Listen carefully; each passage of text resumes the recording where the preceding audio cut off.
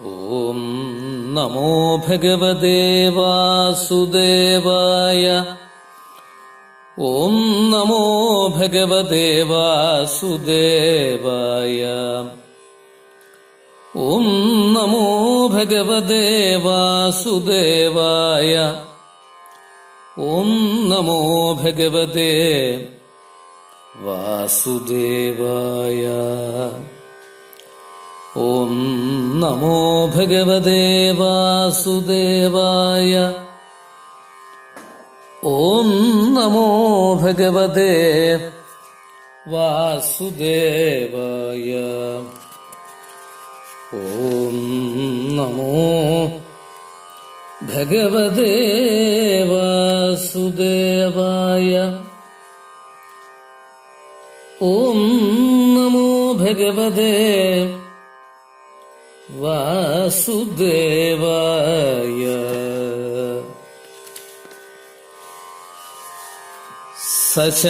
സശംഖചക്രം സകിരീടകുണ്ഡലം സപീതവസ്ത്രം സരസീരുഹേക്ഷണം സഹാരവക്ഷസ്ഥലശോഭികൗസ്തുഭം നമാമി വിഷ്ണും ശിരസാ ചതുർഭുജം.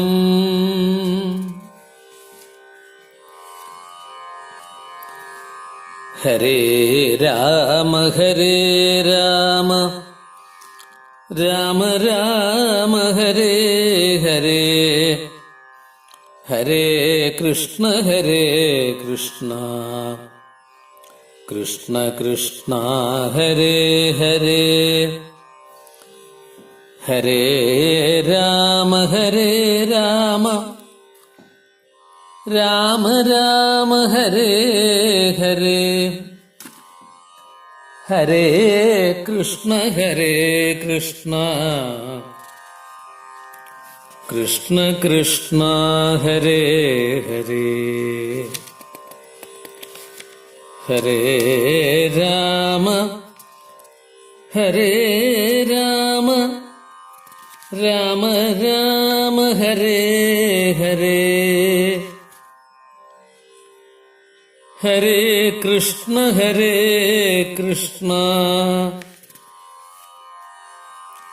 കൃഷ്ണ കൃഷ്ണ ഹരേ ഹരേ. കോമളം കൂജയൻ വേണും ശ്യാമളോയം കുമാരക വേദവേദ്യം പരം ബ്രഹ്മ ഭാസതാം പുരതോ മമ. ധന്യാത്മാക്കളെ, സുഹൃതികളെ, എല്ലാവർക്കും നമസ്കാരം.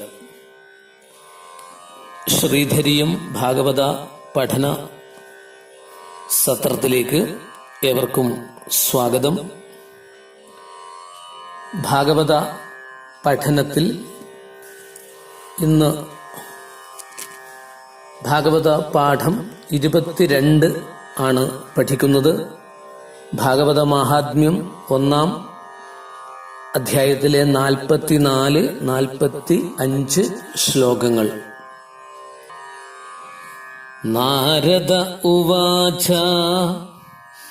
കാസിത്വം കാവിമൗചേമ നാര്യ കാഃ പദ്മലോചനാഃ വദ ദേവി സവിസ്താരം സ്വസ്യ ദുഃഖസ്യ കാരണം.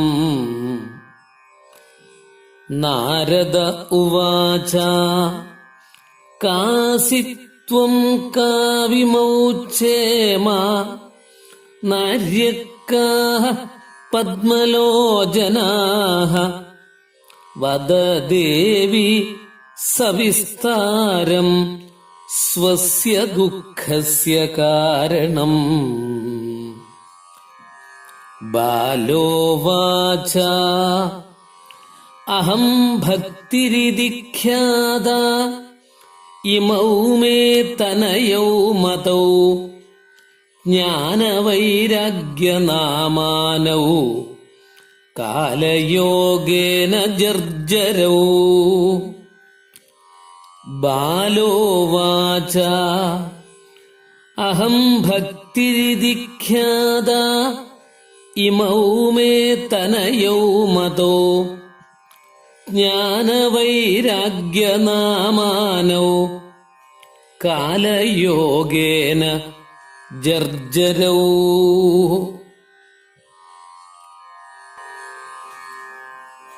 ഈ രണ്ട് ശ്ലോകങ്ങളുടെ പദങ്ങളും സാമാന്യ അർത്ഥവും നമുക്കൊന്ന് ചിന്തിക്കാം.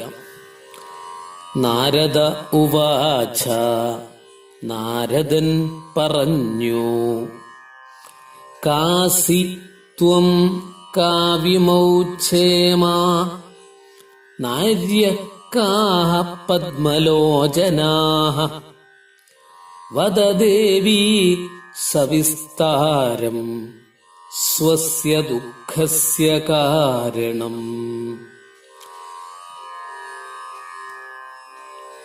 നാരദർ പറഞ്ഞു. നാരദൻ പറഞ്ഞു എന്ന് പറയുന്നതിനേക്കാൾ കുറച്ചുകൂടി നല്ലത് ബഹുമാന പുരസ്സരം നാരദർ പറഞ്ഞു എന്നാണ്. ഹേ ദേവി, നീ ആരാകുന്നു? ഈ രണ്ടുപേർ ആരാണ്? അതിസുന്ദരികളായ ഈ കമലാക്ഷികൾ ആർ? ഹേ ദേവി, അങ്ങയുടെ ദുഃഖകാരണം വിസ്തരിച്ചു പറയുക. കാസിത്വം, നീ ആരാണ്? നീ ആരാകുന്നു? ഹേ ദേവി, ഈ രണ്ടുപേർ കാവിമൗ ക്ഷേമ, കാ ഇമൗ ക്ഷേമ നാര്യ കാഹ പദ്മലോചനാഹ. ഇമൗ ക്ഷേമ, ഈ രണ്ടുപേർ ആരാണ്? അതിസുന്ദരികളായി കമലാക്ഷികൾ ആരൊക്കെയാണ്? കാഹ പദ്മലോചനാഹ. പദ്മലോചനാഹ കമലാക്ഷികൾ. ഈ സ്ത്രീലിംഗത്തിൽ ഇവര് ഒന്നിൽ കൂടുതൽ ആളുകൾ ഉള്ളത് കൊണ്ടാണ് കാഹ പദ്മലോചന എന്ന് പറയുന്നത്. അത് നീ ആരാണെന്ന് ചോദിക്കുമ്പോഴവിടെ ഒരാളല്ലേ ഉള്ളൂ. അതുകൊണ്ട് കാസി എന്ന് പറഞ്ഞു. കാന്ന് മാത്രമേ ഉള്ളൂ. അത് പിന്നീട് വിശദീകരിച്ച് മനസ്സിലാക്കാൻ അവസരം കിട്ടും. ഹേ ദേവി, വദ ദേവി, വദ പറയുക, ദേവി, ദേവി പറയൂ. സവിസ്താരം, വിസ്തരിച്ചു പറയൂ. എന്താ? സ്വസ്യ ദുഃഖസ്യ കാരണം, അങ്ങയുടെ ദുഃഖ കാരണം വിസ്തരിച്ചു പറയുക. അടുത്ത ശ്ലോകത്തിലൂടെ ബാലോവാച, ബാല പറഞ്ഞു. ബാല കൂട്ടണം ഉവാച, ബാലോവാച, ബാല പറഞ്ഞു. അഹം ഭക്തിരിതി ഖ്യാത, അഹം ഭക്തി ഇതി ഖ്യാത ഇമൗ മേ തനയോ മതോ ജ്ഞാനവൈരാഗ്യനാമാനൗ കാലയോഗേന ജർജരൗ. അഹം ഭക്തി ഇതി ഖ്യാത, ഞാൻ ഭക്തി എന്ന് അറിയപ്പെടുന്നു, അല്ലെങ്കിൽ ഭക്തി എന്ന് കീർത്തിക്കപ്പെട്ടവളാണ് ഞാൻ. ഭക്തി എന്ന് പ്രസിദ്ധയായിട്ടുള്ളവളാണ് ഞാൻ. ഇതി ഖ്യാത, ഖ്യാത പ്രസിദ്ധയായിട്ടുള്ളവൾ. ഇതി ഭക്തിഹി ഇതി ഖ്യാത. അഹം എന്ന് പറയുന്നത് ഞാൻ. നമ്മൾ എന്തെങ്കിലും പറയുമ്പോൾ അഹം ഭക്തി. അതുപോലെ നമ്മുടെ പേര് ചേർത്തിട്ട് പറയാം, അഹം ഇന്ന ആള് പറയാം. നല്ല സംഭാഷണമാണ് ഇവിടെ. അഹം ഭക്തി ഇതി ഖ്യാത ഇമൗ മേ തനയോ മതോ. ഈ രണ്ടുപേർ എന്റെ പ്രിയപ്പെട്ട പുത്രന്മാരാണ്. ഇമൗ മേ തനയോ മതോ, എന്റെ ഇഷ്ടപ്പെട്ട പുത്രന്മാരാണ് ഇവർ രണ്ടുപേര്. ജ്ഞാനവൈരാഗ്യ നാമാനൗ.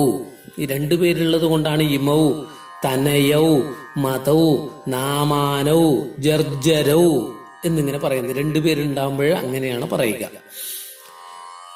അപ്പോഴൊന്നുകൂടെ ശ്രദ്ധിക്കുക.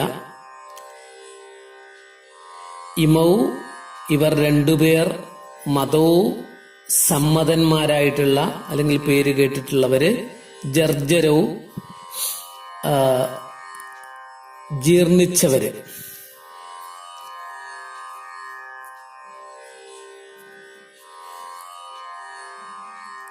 സേവിതായാഹ എന്നൊക്കെയുള്ളത് അടുത്ത ശ്ലോകവുമായിട്ട് ഇതിന് ബന്ധമുണ്ട്.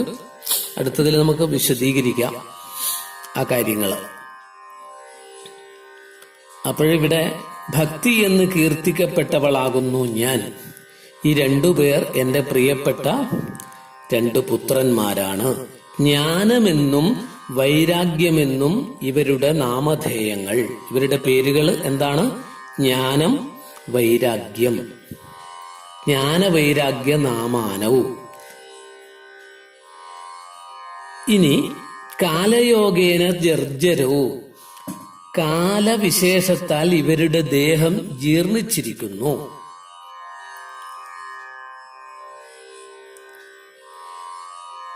ഇവിടെ നാരദ മഹർഷി വൃന്ദാവനത്തിൽ തളർന്നു കിടക്കുന്ന ഭക്തിയോട് ചോദിക്കുന്ന ചോദ്യങ്ങളാണ് കഴിഞ്ഞ ശ്ലോകങ്ങളിലൂടെ നമ്മൾ കേട്ടത്.